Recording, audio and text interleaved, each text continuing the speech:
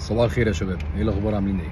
بصوا، انا بتجيلي اسئله كتير جدا جدا جدا وانا ببيع الكاميرا بتاعتي، او سواء كنت ببيع اي كاميرا من كاميراتي. الكاميرا دي عامله كام شطر؟ انا عايز اصحح المعلومه دي لكل الناس. لازم الناس كلها تفهم يعني ايه شطر. اوكي؟ وهل فعلا عدد الشطر بيأثر على الكاميرا بتاعتك ولا لا؟ مبدئيا الشطر ده انواع كتير جدا، عندك الكترونيك شطر وعندك ميكانيكال شطر. انا مش عايز اخوض في موضوع الشطر واشرح انواعه والكلام ده، عشان مش ده الغرض من الفيديو. الغرض من الفيديو ان الناس بتخش تسالني تقول لي هي الكاميرا دي عامله كام شطر، وعلى اساسه بيحدد هيجيبها ولا لا. يا جماعه، انت ممكن تبقى جايب كاميرا جديده، تمام، وتصور بيها 50 صوره او 100 صوره او 1000 صوره وتجيب شطر. هتقول لي ازاي؟ هقول لك على حسب استخدامك واستهلاكك للكاميرا. انت بتعامل الكاميرا بتاعتك ازاي؟ الشركات كلها بتحط عمر افتراضي للشطر، بس مش بيقولك ان انت لازم في العدد ده تغير الشطر بتاعك. انا اعرف ناس كتير الكاميرات بتاعتهم معديه نص مليون شطر، وفي ناس على اليوتيوب كانت منزله فيديوهات كاميراتهم عدت المليون شطر والكاميرا شغاله ما فيهاش اي مشاكل. فيا جماعه، عدد الشطر عمره ما كان مقياس عشان تحدد انت هتشتري الكاميرا دي ولا لا. اللي يخليك تحدد انت هتشتري الكاميرا دي ولا لا حاجات تانية خالص هقولك عليها دلوقتي حالا. اول حاجة السنسور، عشان السنسور ده هو قلب الكاميرا يا جماعة. السنسور ده قلب الكاميرا، من غيره الكاميرا مش هتشتغل.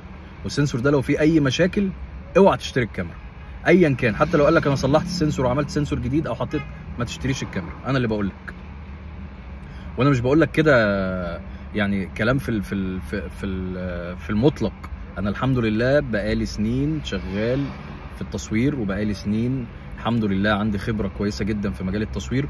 وعلى فكره انا كنت واحد من الناس زيكم كان عندي نفس المشكله بتاعه عدد الشطر بيفرق والكلام ده كله.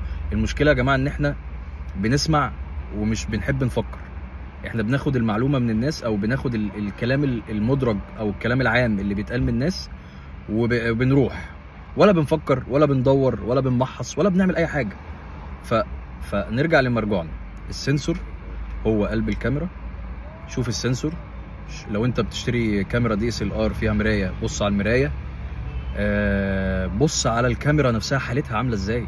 الكاميرا لو حالتها وحشه وحالتها متهانه وصاحبها مطلع عينيها وقال لك مثلا دي عامله 1000 شطر، ما تجيبهاش برضو، لان هو اصلا هين الكاميرا. فممكن الشطر، اصل الشطر ده حاجه ميكانيكال، حاجه بتتحرك، فممكن في اي لحظه الشطر يبوظ، السوسته بتاعته تبوظ.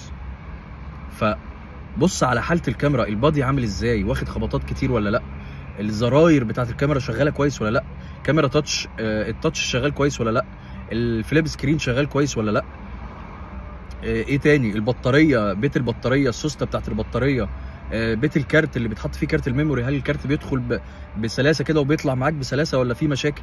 دي الحاجات اللي تخليك تبص على الكاميرا. خلينا شويه نطلع من البعبع والعفريت بتاع الكاميرا دي عامله 500,000 شطر، عامله 300، لا انا مش هجيبها. لا لا لا، غيروا الفكر ده يا جماعه. ده انا حبيت بس اعمل الفيديو ده عشان كل الناس اول سؤال بيخش يسالوه لي هي عامله شطر كام. يا عم ماشي، حقك تعرف هي عامله شطر كام، بس ده مش ده اللي هيخليك تحدد انت هتجيب الكاميرا ولا لا. الحاجات التانية اللي انا قلت عليها.